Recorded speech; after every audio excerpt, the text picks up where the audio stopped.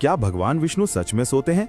और अगर हाँ, तो जब पूरा ब्रह्मांड सो जाता है तब समय, मृत्यु और सृष्टि का क्या होता है? क्या आपने कभी सोचा है कि जब विष्णु योग निद्रा में होते हैं तब देवता, मनुष्य और स्वयं ब्रह्मा कहाँ होते हैं? अगर ये केवल एक धार्मिक कथा है तो फिर आधुनिक विज्ञान इससे इतने रहस्यमयी संकेत क्यों जोड़ता है? आज हम समझेंगे विष्णु की कॉस्मिक स्लीप, जिसे शास्त्रों में योग निद्रा कहा गया है, का गहरा, सच्चा और चौंकाने वाला अर्थ। हिंदू शास्त्रों के अनुसार भगवान विष्णु क्षीर सागर में अनंत शेषनाग पर योग निद्रा में स्थित रहते हैं। ये नींद साधारण नींद नहीं है, ये वो अवस्था है जहां चेतना जागृत होती है लेकिन सृष्टि निष्क्रिय। विष्णु की नाभि से कमल निकलता है जिस पर ब्रह्मा उत्पन्न होते हैं और यहीं से नई सृष्टि का आरंभ होता है। ये वर्णन केवल प्रतीक नहीं बल्कि समय के चक्र को समझाने का एक गहरा दर्शन है। शास्त्र बताते हैं कि विष्णु की एक रात को प्रलय कहा जाता है।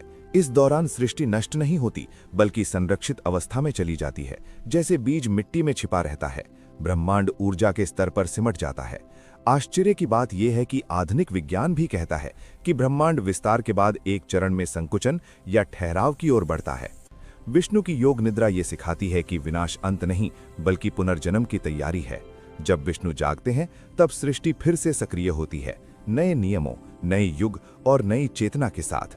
तो अगली बार जब आप विष्णु की नींद के बारे में सुने, उसे निष्क्रियता न समझें, क्योंकि शायद पूरी सृष्टि की सबसे बड़ी शक्ति शांत अवस्था में ही कार्य कर रही होती है।